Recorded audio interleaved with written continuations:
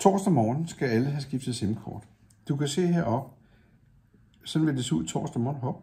Sådan vil det se ud torsdag morgen. Der er ikke noget mobilsignal. Det man så gør er, man tager en nål eller en papirklips, og så trykker man det gamle SIM-kort ud hernede i nederste venstre hjørne. Og så vil den sige ind til SIM-kort. Så tager man den her bag ud. Her ligger det gamle SIM-kort. Det skal bare smides ud. Så trykker du det nye SIM-kort ud af plastikkortet, som du har fået i en kuvert. Lægger det i her med hakke der øverst til venstre. Putter den i telefonen. Så vil der gå et øjeblik, så vil der være et mobilsignal på den. Det kan man se heroppe. Det tager sådan lige en lille... Så, nu kommer det.